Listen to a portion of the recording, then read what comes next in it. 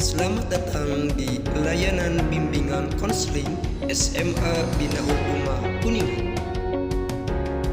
Inilah persembahan dari kami.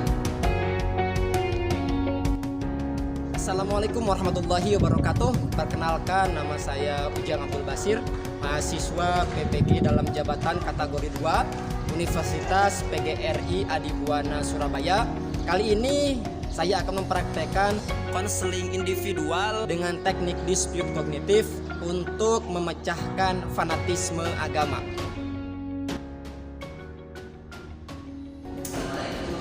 Waalaikumsalam. Silahkan masuk. Silahkan, mau duduk di sini. Oke, silakan. Oke. Nah, Halim, gimana kabarnya hari ini? Alhamdulillah, saya baik Pak.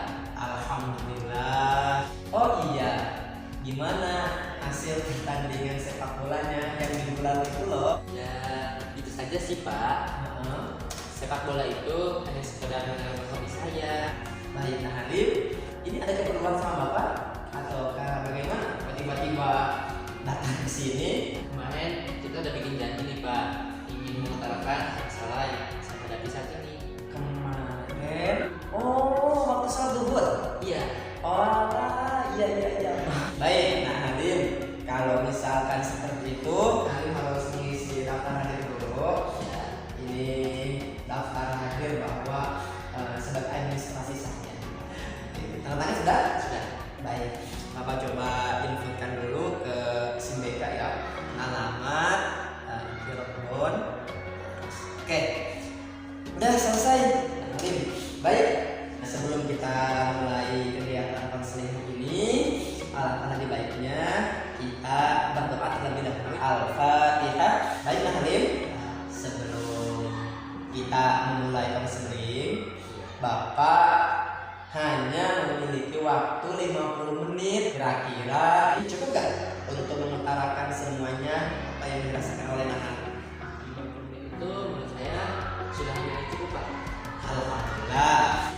Sebelum memulai juga, Bapak ini jelaskan bahwa di dalam konseling ini ada yang namanya asas kerahasiaan. Asas kerahasiaan ini yang harus dipegang oleh guru BK dan juga murid atau konselingnya. Nah, selain ada asas kerahasiaan, ada juga asas kesukarelaan. Jadi harus sukarela juga di Halim. Di dalam konseling itu ada yang namanya asas keterbukaan. Itu kalau misalkan sudah siap, kita mulai saja ya. Ya kan konseling di hari ini. Nah Halim, Bapak ingin mulai dengan bertanya, apa yang akhir-akhir ini dirasakan? Ya, ini Pak, ini ya saya sering cemas, sedih, tekan berada sama kesadaran teman-teman Pak. Oke. Apa yang membuat merasa kesal, merasa sedih, merasa jengkel sama teman-teman biasa? Sebabnya adalah karena teman-teman saya tidak mau menuruti apa yang saya katakan dan yang saya anggap benar dalam agama Pak. Oke. Nah Halim, kenapa kok bersikukuh untuk terus meyakinkan teman-teman kalau kepercayaan Halim ini yang paling benar menurut Halim? Karena amanah dari keluarga saya Pak untuk menyebarkan hal ini. Karena hal ini sesuai sekali Pak dengan mayoritas umat Islam saat ini. Berarti ini Bapak bisa simpulkan bahwa Halim sedih, cemas karena memaksakan apa yang dianggap benar ini kepada teman-teman. Kira-kira ada dari teman-teman seperti apa? Mereka malah beranggapan bahwa saya itu sok tahu, si paling benar, Paling benar dan saya juga dianggap sebagai seorang yang fanatik oleh mereka. oleh mereka. Oke, berarti cemas itu atau kesal itu karena dianggap fanatik. Benar. Baik, nah Halim, kalau misalkan seperti itu, berarti tujuan konseling hari ini kita akan membicarakan bagaimana cara menyelesaikan permasalahan, yaitu rasa cemas, ya, rasa kesal, ya. dan juga mungkin rasa jadi teman-teman. Kira-kira setuju gak kalau misalkan apa yang ingin kita pecahkan nanti itu permasalahan ini dari tujuan tersebut? Setuju Pak. Bapak juga setuju Halim, karena itu juga pasti akan ditemukan di masyarakat. Jadi sangat urgent kalau misalkan dibahas. Betul ya? Setuju gak? Setuju. Bapak teringat dalam suatu video, kira-kira menjelaskan gimana sih sebenarnya kita beragama yang baik atau menjalankan paham agama yang baik. Kalian melihat gak? Boleh deh Pak. Bisa dilihat ya. Ya. Assalamualaikum warahmatullahi wabarakatuh teman-teman. Senang sekali bisa ketemu lagi di Syiar Isi Ramadan. Hari ini saya akan juga dengan guys kita akan berdiskusi dan belajar soal fanatisme. Fanatik. Gimana setelah melihat tayangan video ini? Ada sih Pak, sedikit jawabannya. Sedikit gambaran. Bapak ingin jelaskan bahwa di dalam konseling itu ada yang namanya teknik dispute kognitif. Teknik dispute kognitif ini menguji kebenaran pikiran. Bapak ingin tekankan, Bapak tidak menganggap hal yang salah ya. Jadi dispute kognitif ini dengan yang tahapan-tahapannya, yang pertama kita identifikasi dulu pemikiran-pemikiran yang kita anggap benar. Tadi kenapa ini tidak ada, kan? Terus juga karena didoktrin oleh orang tua, kan? Terus keyakinan tidak ada. Oke. Nanti kita ketika sudah tentukan, kita coba uji kebenaran. Jadi kita akan belajar bagaimana menerapkan teknik dispute kognitif dalam kita. Tenang aja ya. Tenang, jangan merasa terpaksa. Karena ini kan hanya menguji benar apa tidaknya. Yang pertama, Bapak akan bertanya seperti ini. Seumpama kita terus memiliki keyakinan bahwa yang paling benar ini adalah pandangan agama dan yang lain itu salah, dan juga mungkin menganggap itu tidak dibenarkan dalam agama. Kalau memiliki pemikiran seperti itu, bagaimana nanti Nak Halim bisa hidup berdampingan dengan masyarakat yang beragam?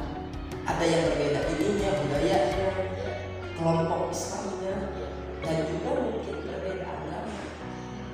Bagaimana kalau misalkan tetap bersikukuh terhadap pemikiran yang lain? Punya sulit sih Pak. Sulit, Iya, sulit. sulit.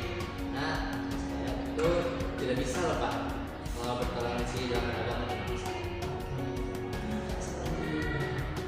Nah, kan saya juga pernah melihat ya Pak, ceramah yang menjadi pemahaman dengan saya Pak. Dia mengatakan bahwasanya itu tuh mengada-ngada. Kan Rasul juga melarang Pak untuk mengada-ngada. Yang mengada-ngada itu yang mana? Seperti tahlilan, seperti kunut, itu mengada-ngada. Mengada-ngada? Iya. Baik. Kata apa itu mengada-ngada? Sekarang coba Bapak akan bertanya seperti ini.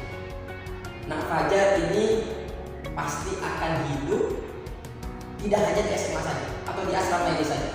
Pasti akan hidup nanti di masyarakat, akan kuliah juga, dan bahkan juga akan menikah. Yang pasti akan bertemu dengan beragam orang. Bisa nggak untuk hidup bisa berdampingan dengan yang berbeda-beda? Bisa Pak. Itu tetap saja Pak. Menurut saya itu tidak bisa loh Pak, tidak bisa dicampur adukan agama itu Pak. Tahlilan, nah, itu pencampuran akulturasi antara Islam dan Hindu. Kunut itu menurut saya tidak ada sih Pak zaman Rasul. Tidak ada penuh. Tidak ada. Tapi seperti ini Nak Fajar, tadi sudah disaksikan loh di dalam tayangan video Iya. bahwasanya teguh pendirian itu bagus. Jadi kita istiqomah menerapkan cara beribadah yang kita yakini itu bagus seperti itu. Tetapi jangan sampai keyakinan itu sampai menyalahkan orang yang berbeda. Tentu saja Pak. Memang ada, saya nggak percaya Pak ada yang kayak gitu. Baik Nak Halim, sekarang begini deh. tunjukkan kepada Bapak satu ayat Al-Quran saja yang ayat itu menunjukkan bahwa langsung secara jelas menyebutkan kelompok Nahdlin yang paling benar dalam agama Islam. Bisa menunjukkan? Ya, Bisa menunjukkan? saya tidak bisa Pak. Tidak bisa. Kenapa Pak tidak bisa? Karena tadi saya melihat tuh Ustaz Presya menyampaikan bahwasanya agama Islam adalah agama yang mengatakan alami Pak.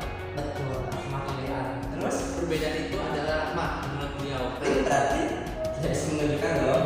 Iya, saya tidak bisa. Tidak bisa menunjukkan ya. Iya. Maaf nih, Bapak kan hanya menguji saja. Gak marah kan sama Bapak? Tidak. Oke, kalau misalkan sekarang sudah tahu bahwa kita tidak bisa atau orang lain itu harus mengikuti saya dalam pandangan agama, kira-kira apa yang harus dilakukan? Nah, Halif, Ya, saya mungkin harus belajar lagi Pak untuk belajar agama Islam dan lebih memaknai paham agama Islam. baik, bagus sekali. Bapak juga sangat setuju kalau misalkan ingin coba mendalami menjadi pribadi muslim Ya, yang sejati. Tampaknya tugas Nak Halim di sini harus bisa menunjukkan bahwa jangan mudah menyalahkan orang lain. Ya, Islam rahmatan lil alamin. Coba gali lebih dalam lagi terkait agama Islam ini. Apakah ada hal-hal lain yang kita harus mengedepankan persatuan dan kesatuan, terutama kedamaian seperti itu. Kira-kira sanggup untuk terus perbaiki diri. Alhamdulillah. Dari awal yang hari datang ke Bapak mungkin ada sedikit kesimpulan yang bisa diberikan kepada Halim, bahwasanya Halim awalnya itu memiliki paham yang orang lain itu harus mengikuti.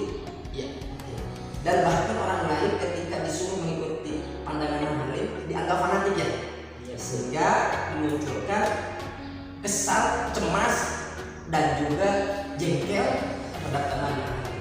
Tetapi alhamdulillah setelah melakukan penggunaan teknik diskusi kognitif, Halim sekarang ada perubahan pemikiran. Sependapat gak kesimpulan dari yang Bapak terangkan kepada Halim? mendapat Pak. Kalau misalkan seperti itu, gimana kira-kira rasanya setelah melakukan konseling dengan Bapak? Kira-kira sudah sesuai harapan Halim apa tidak? Silakan. Alhamdulillah. Sekarang saya sudah merasa sedikit tegar dan sudah tahu jawabannya. Alhamdulillah. Amin. Halim. Pak, ini ada lembar kepuasan konseling. Silahkan nanti diisi sesuai dengan apa yang dirasakan Halim. Selesai? Oke, nanti kalau misalkan Bapak butuh sesuatu lagi ke Bapak, jangan sungkan-sungkan.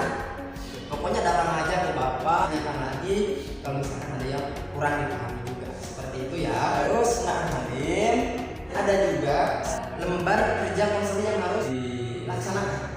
Ini berkenan dengan mengisi. Oke, silakan, ini rumahnya banyak juga ya. Karena mungkin nampak udah selesai, kita berdoa terlebih dahulu. Al-Hadimnya wa naqulu li tilsawati wa bisyafati Rasulillah al-Fatihah. Oke, silakan Halim jika sekarang ingin melanjutkan aktivitasnya.